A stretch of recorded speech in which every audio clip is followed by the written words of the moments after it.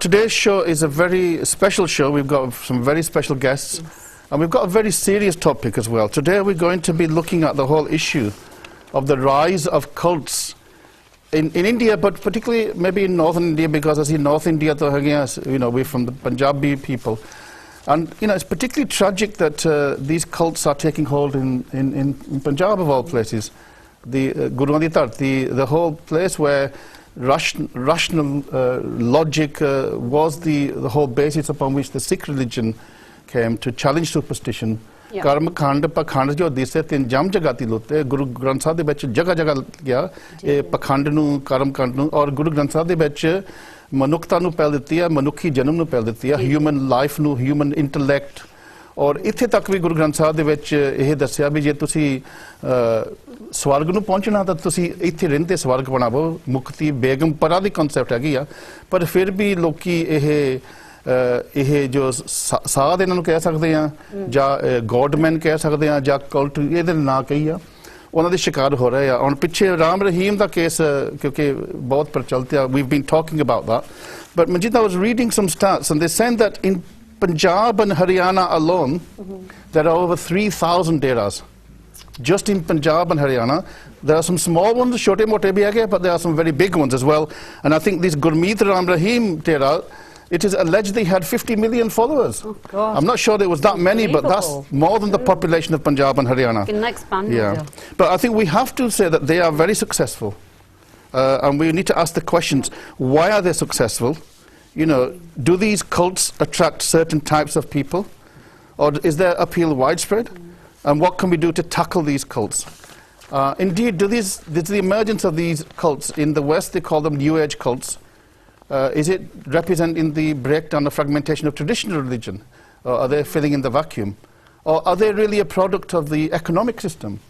Are they big business? So we'll be looking at सारे आपस वालों दा निर्णय करना और we're going to try to do it in an unemotional ਅਸੀਂ ਜਜ਼ਬਾਤੀ ਤੌਰ ਤੇ ਨਹੀਂ ਇਸ ਟੌਪਿਕ ਨੂੰ ਲੈਣਾ ਉਹ ਜਿਹੜੇ ਕਲਟ ਵਾਲੇ ਉਹੀ ਜਜ਼ਬਾਤਾਂ ਦੇ ਨਾਲ ਹੀ ਆਪਣਾ ਸਾਡਾ ਸੌਦਾ ਵੇਚਦੇ ਆ ਅਸੀਂ ਬਹੁਤ ਹੀ ਇੱਕ ਰੈਸ਼ਨਲ ਔਰ who else more than people who are working with rationalist societies are with us today. So I think we should introduce our guests now. Yes, let's do it. So Jim, sajja to shuru kara from my right hand, far right hand side. We're really delighted to welcome Babu Gogineni, who's from Hyderabad. बेहद खुशी है सानू बेहद खुशी है इन्नी दूरों बाबू जी थानू स्वागत करते हैं वाहिगुरु जी का खालसा वाहिगुरु जी की फतेह हाँ जी so just to tell you about Babu ji, I'm sure if you go on Google you can find everything. He's a Indian humanist rationalist and a human rights activist who has served as the executive director of the International Humanist and Ethical Union, but he's also the founder of the South Asian Humanist Association, and as I say, he's been involved in lots of campaigns, particularly against the abuse of human rights in the name of religion. He's spoken at the UN and other international forums. He's also a prolific writer in English, French and Telugu, a journalist, TV commentator and much more. And let's begin with you. Tell us about how you got involved in human rights activism, but specifically also what drew your attention to try to expose these cultists or these fake gurus, god men, call you what you want. So, and how is the human rights dimension kind of linked to this? If you are born in a country like India, if you are living in a society of the kind I am living in, I think if you are socially conscious, everyone has to become a human rights activist. There is so much of the abuse of the human, and the causes for this are many. Now, I have come to human rights because of a moral anger that others do not have the rights that I have, that others do not have the opportunities that I have. And as I look at things, I see that a lot of this can be traced to the way people are thinking. Or I might even say the way people are not thinking.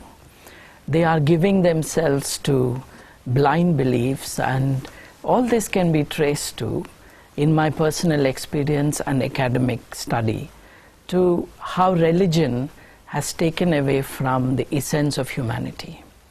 So I have been active at this interface between religion and human rights. all religions start with a very moral approach. They attempt to give meaning to people's lives. They even try to explain the universe. But they are not always open to revision and new knowledge. And they are rarely accountable to anyone. And then there is a clergy.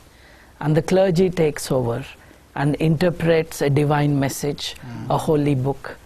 And this creates a system where the human has lost his or her identity. If I could just comment there, I think you made some important points that we need to, maybe let me just explore this a bit more with you.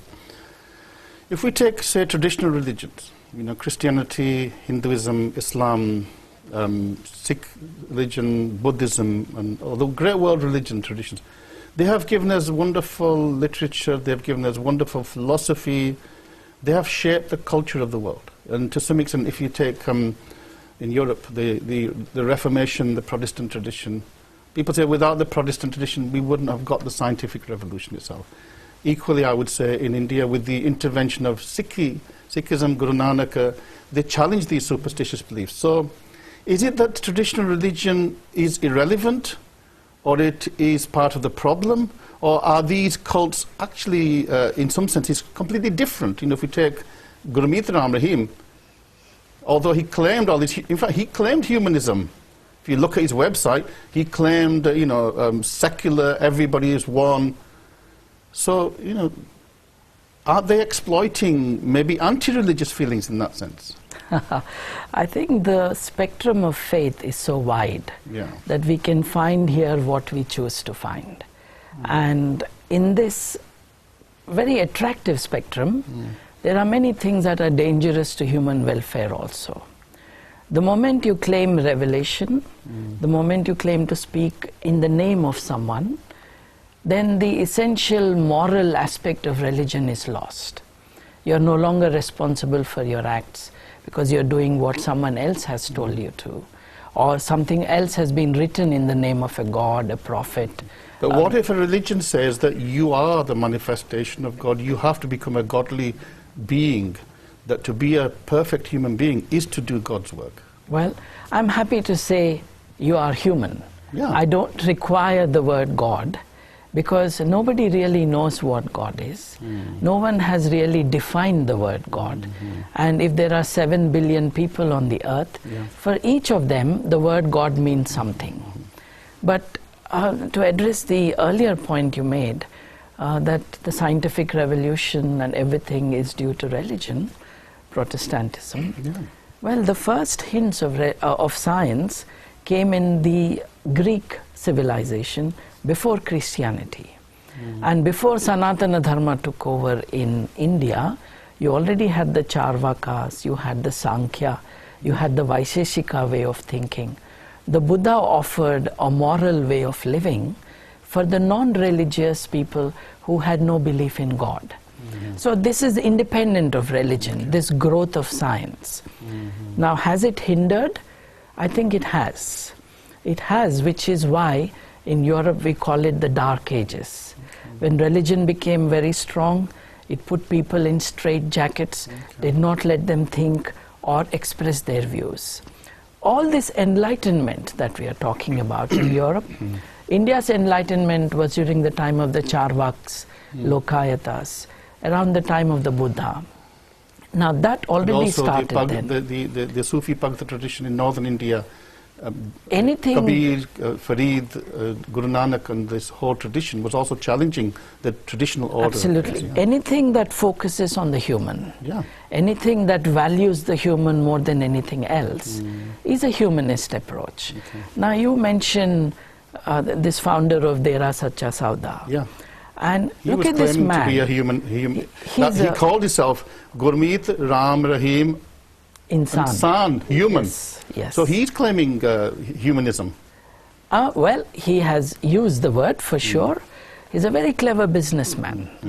But he's not the only businessman, he's not the first man to exploit the moral impulse in all of us. Because we all want to find meaning in life. Whether you believe in God like you would, and whether I'm an atheist that I am, we all want to find meaning in life. We want to find out how to relate to our fellow humans, what moral values to live by, where do we draw the lines of belief and faith and of communal activity and thinking. But these people exploit it. They have found out weaknesses, and actually you provided the answer in your question. Is it a failure of traditional religion? Yes. If traditional religion did not fail, why would you need Sikhism? Sikhism came as a response to the absolute failure and abdication of what religion offered to do to the people. Okay, let me just, one last point, then we will open it up. Karl Marx and Engels famously in the Communist Manifesto talked about that religion is the sigh of the oppressed.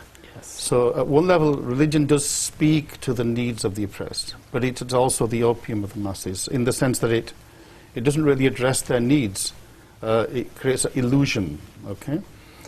And therefore communism abolished religion, and we had the communist Soviet Union. But if you go to those post-communist societies, now religion is writ large. Yes. So why were they not able to get rid of something that seemed to have a logical reason to get rid of it? Because communism also used the tools of religion. Okay, but it was a religion, it behaved like a religion. Yes, it oppressed people. Why or who are you to ask me not to believe in a God or to believe in a God?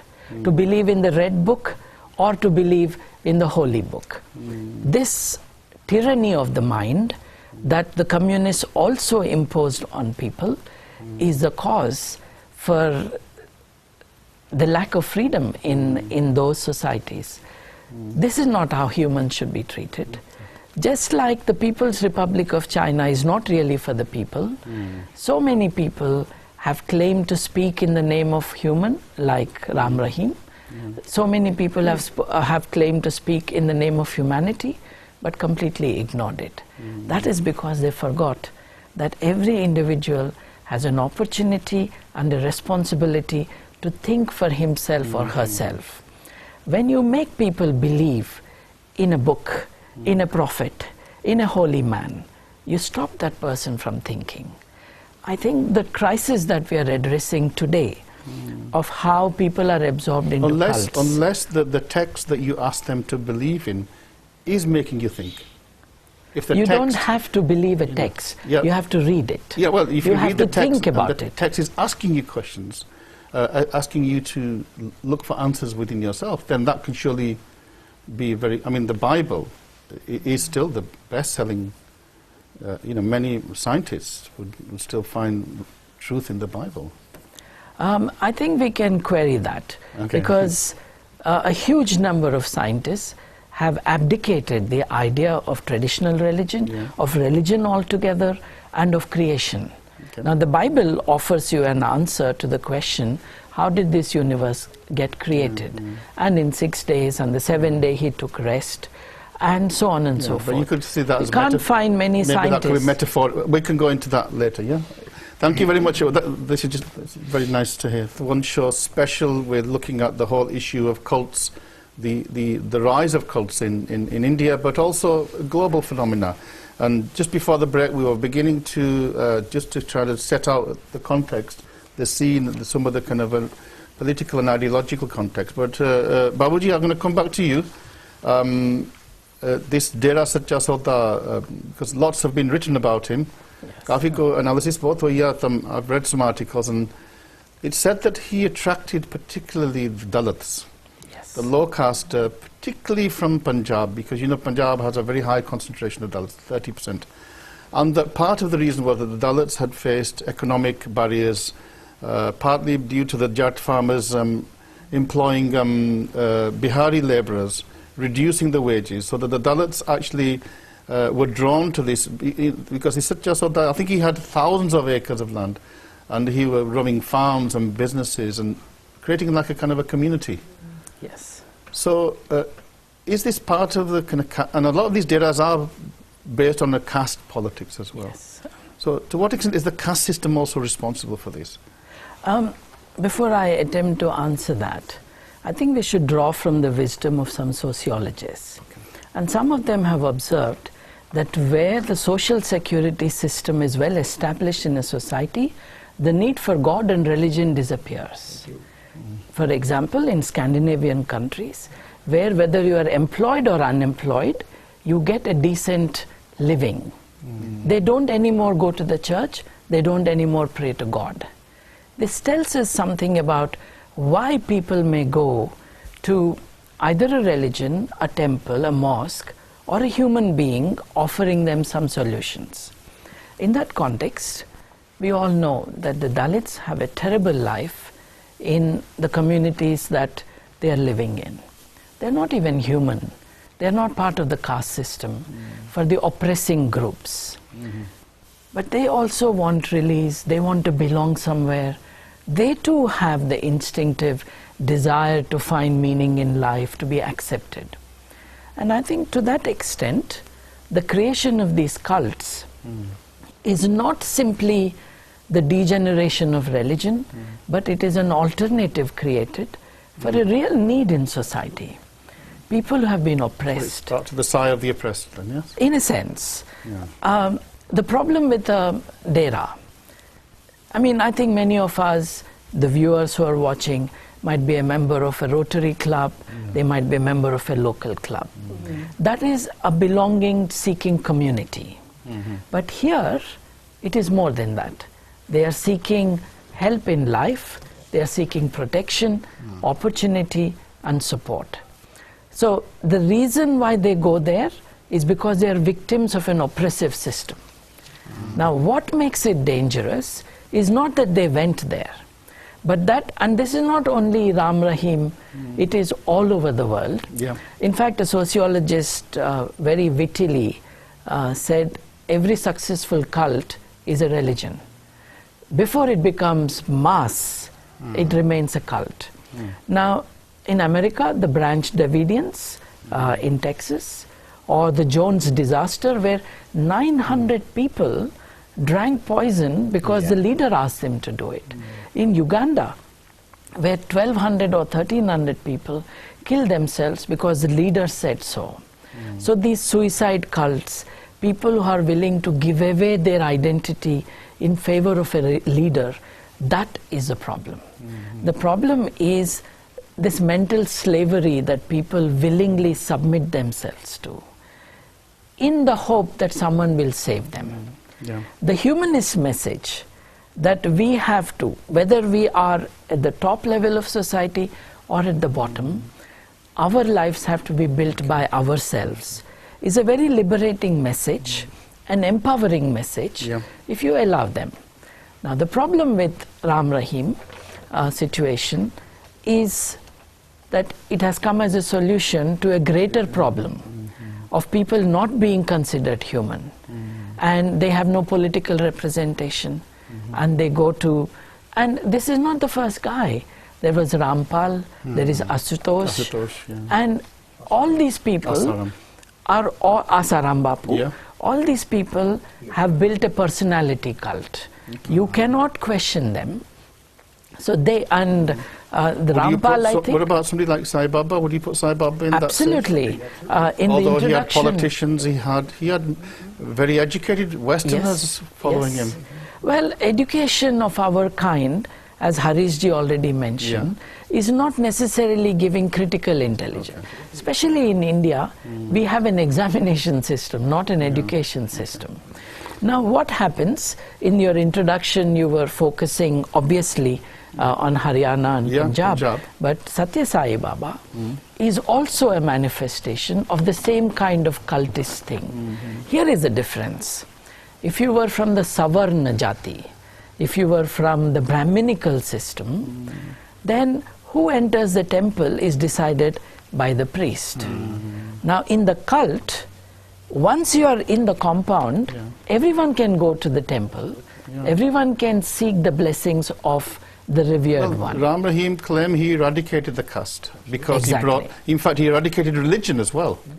You know, he brought people together. He created his own religion. The danger again is this for me. Not that he has people around him, but for these people, he was so important that when he was arrested, they were ready to die.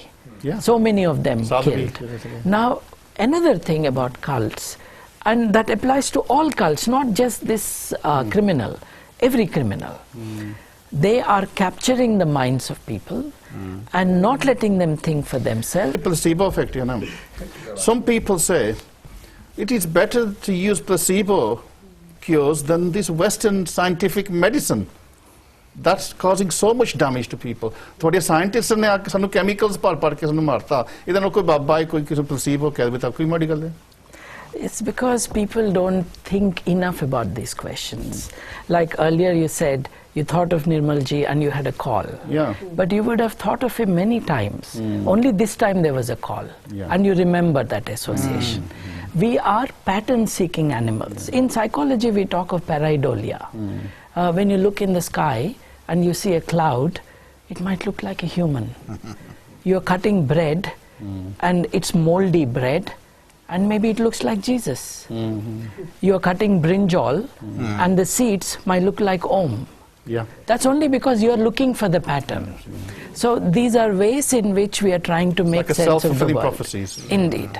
Now, as far as placebo effect is concerned, when someone says taking Western medicine is bad, there's nothing like Western medicine. There is fact, evidence-based medicine. This system is well developed today in the Western societies. But before the West had this, in other parts of the world, there were attempts to have some kind of evidence-based medicine. The choice is between having medicine or not having medicine. When it is a cold, they say that if you take medicine, cold is cured in 1 week. If you don't, it's cured in 7 days. Now, it doesn't work for cancer. It is a disservice. Singh's got a cure that can cure it in 1 day. Yes, of course. It's a disease that we would think so negatively about what has given us so much life. Now, the average human life expectancy in the year 1900 was 35 years for Indians. Today it is 67. It's not because of yoga, it's not because of meditation, it is because we are able to give better nutrition, better exercise and better care of the human body with medicine. Not every illness requires medicine. If you are in the beginning stages of diabetes, then you have to do a lot of exercise. You have to do aerobic work. But if you are in an advanced stage, that will not work. But Babu ji, मैं थोड़ा जा इदा एक और angle लेनी चाहना. ਆਪਾਂ ਗੱਲ ਕੀਤੀ ਸੀ ਵੀ ਜਿਹੜੀ ਸਰਕਾਰਾਂ ਆ ਜਿਹੜੀਆਂ ਗਵਰਨਮੈਂਟਸ ਹੈਗੀਆਂ, they have a duty, they have a role. They can have a positive role or a negative role. On the one hand, we are told Modi is going to take India into the technological age. He's going to build universities. Yet on the other hand, he wants to create Hindutva. He wants to mold the nation in the name of Hindu mythological faith. So how do we deal with these contradictions?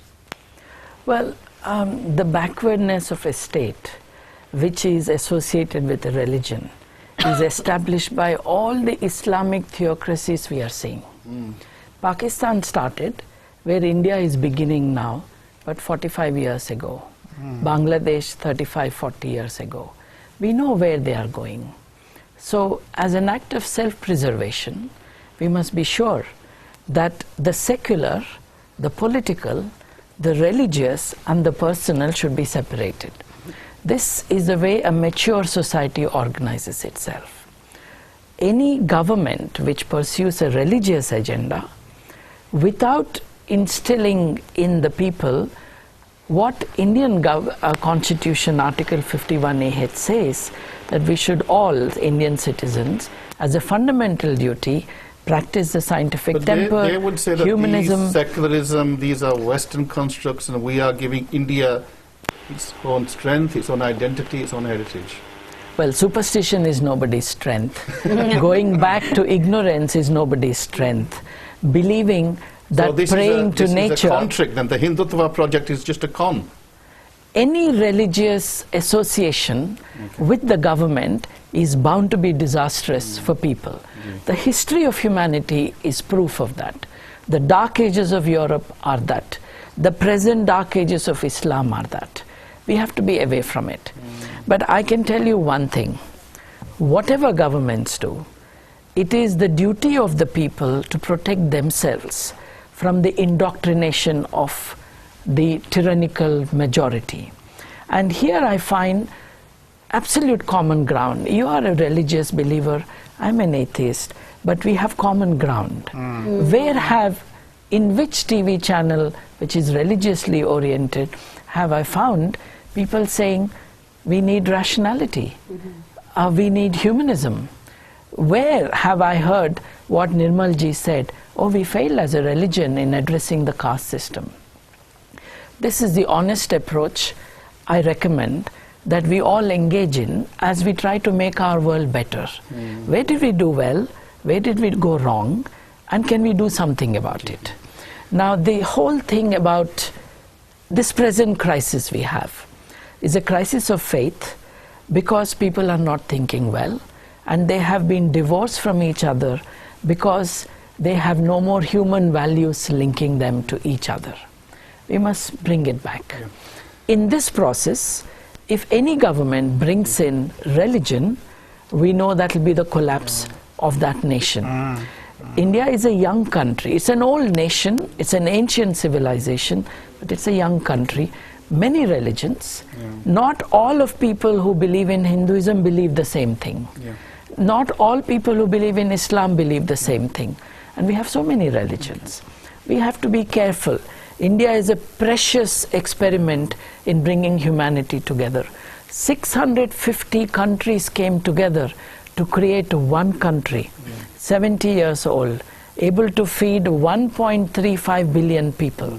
Grand achievements. But it has to be done with a human approach.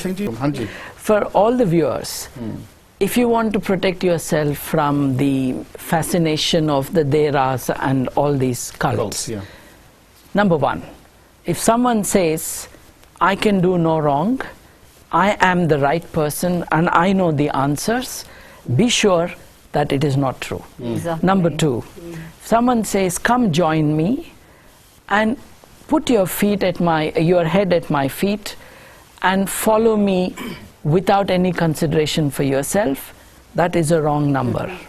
Number three, if someone says, when you join me, cut off your relations with your others, that is a problem. If someone says, like it happened with Rampal and Dera Sacha Sauda, if you do a mistake, we have a punishment, we run our courts, and Dera Sacha Sauda was planning to introduce its own currency. Now, they already, Rampal had his own army. He was going to have an army as well, I think. And you see, they are creating a parallel society which is seditious in a democratic system. So please, everybody understand, these are criminal activities. You start as a victim, but you become a criminal after you join. Last thoughts, 20 seconds. I heard what you said. I think the human must be celebrated. We started as a small group of people in Africa 2 lakh years ago. Today we are 7 billion of us. Most of us are healthy. Several of us have human rights. Previously we did not have them. Today, if there is a problem in Japan or in Cuba or in Haiti, the world is coming together to help. New values are being created. It's on the basis of reason, human rights, human values, intelligence, and very important, human solidarity. It's not about whether one is a believer in a God or not. We are believers of the human, and we are bringing people together.